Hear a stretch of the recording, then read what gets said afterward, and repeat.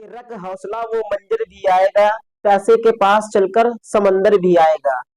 यूं थक हार कर ना बैठ ए मंजिल के मुसाफिर, कि यूं थक हार कर ना बैठ मंजिल के मुसाफिर, मंजिल भी मिलेगी और मिलने का मजा भी है। नमस्कार मेरे प्यारे साथियों, एक और नए सेशन में आप सभी का फिर से स्वागत है। तो आज के सेशन की बातचीत कर ले स्टूडेंट। तो आज के सेशन में हम लोग अपने क्लास 12 इंग्लिश फ्लेमिंगो बुक जो है उसका जो पोएट्री वाला पार्ट है उसमें पहली पोम है आपकी माई मदर एट 66, जिसको लिखा है कमला दास जी ने। आज हम लोग उस पोम के सेंट्रल आइडिया के बारे में इस सेशन में बात करेंगे और कैसे आप एक सिस्टमैटिक वे से सेंट्रल आइडिया लिख सकते हैं जिससे बोर्ड एग्जाम में आपको पूरे के पूरे नंबर मिले। तो आइए चलते हैं और सीखने का प्रयास करते हैं। तो ये बच्चों जो पोयम है माई मदर एट 66, ये किसके द्वारा लिखी गई है? कमला दास जी के द्वारा लिखी गई पोयम है।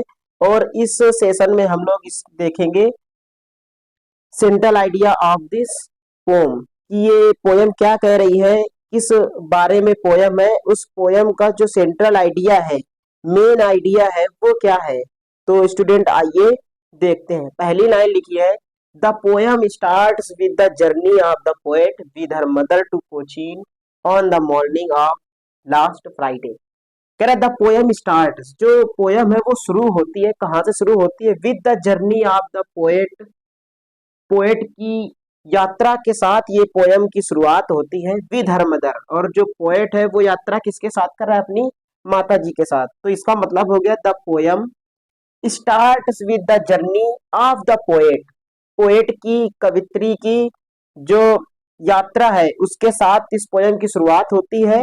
विद हर मदर, अपने माता जी के साथ, to Cochin on the morning of last Friday, पिछले फ्राइडे से क्या करते हैं वो? कोचीन के लिए यात्रा शुरू करती है कवित्री अपनी माता जी के साथ। यहां से इस पोयम की शुरुआत होती है। आगे बातचीत करते लिखा the poet noticed her mother, poet notice करती है अपने माता जी के बारे में। सिटिंग बिसाइड हर, कि उसकी जो माता जी है वो कहाँ है? उसी के बगल में बैठी हुई है। Who was dosing and open mouthed, उनका मुंह कैसा है? ओपन है, खुला हुआ है। And her face was colourless, उनका जो चेहरा है, फेस है, वो बिल्कुल कलरलेस है। कलरलेस का मतलब होता है रंगहीन स्टूडेंट। और लाइक एसन, किसकी तरीके?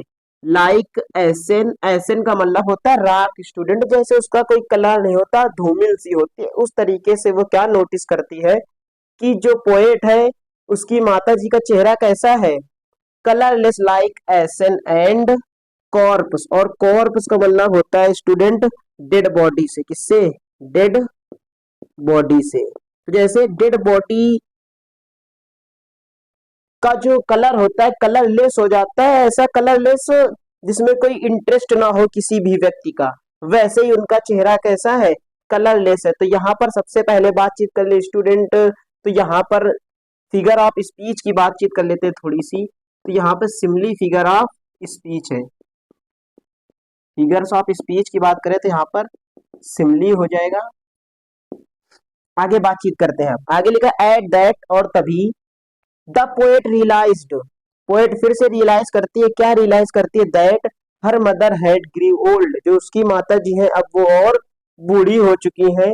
But soon separated those thoughts, और जल्द ही, तुरंत ही क्या होता है कि ये सारे जो थॉट्स उसके माइंड में आ रहे हैं ये कैसे हो जाते हैं? उससे दूर हो जाते हैं। Separated those thoughts and outside, और वो बाहर तरफ, देयर सीम्ड, उसे कैसा प्रतीत होता है जब वो अपनी कार से जा रही होती है, खिड़की से बाहर देखती है तो there seemed young green trees, नए नए हरे भरे पेड़ पौधे। इंजॉइंग चिल्ड्रन, क्या देखती है? नए हरे भरे ग्रीन ट्रीज, पौधे, और बच्चों को इंजॉय करते हुए अपनी कार की खिड़की से बाहर देखती हैं।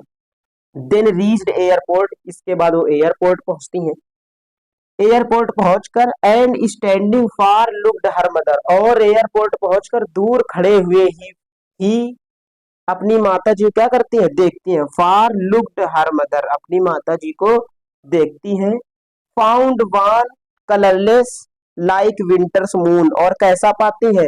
वान पेन, यहाँ पे पेल नहीं लिखा है, पेल का मतलब होता है पीला, है ना। तो वान कलरलेस लाइक विंटर्स मून, कैसा? जैसे सर्दियों के मौसम का चंद्रमा होता है ना कलरलेस, वैसे ही बिल्कुल यार विदाउट इंटरेस्ट, बिना इंटरेस्टिंग, इतना ज्यादा इंटरेस्ट नहीं होता उसमें, है ना। वैसे ही कह रहा है विंटर्स मून की तरह वो कैसी दिखाई दे रहे हैं, कलरलेस दिखाई रहे हैं। एंड ओल्ड प्लांट्स, और कैसे, जैसे पुराने पेड़ हो जाते हैं ना, हरी भरी पत्तियां उनमें नहीं रह जाती हैं, तो उस प्रकार से वो क्या है, वो चमक नहीं है, वो एनर्जी नहीं है उनमें, ऐसे वो दिख रही हैं। कौन, उनकी माता जी, उनको वो क्या करती हैं, दूर खड़े वहीं पर एयरपोर्ट पहुंचकर देखती रहती है पोएट। आगे स्टूडेंट कह रहा है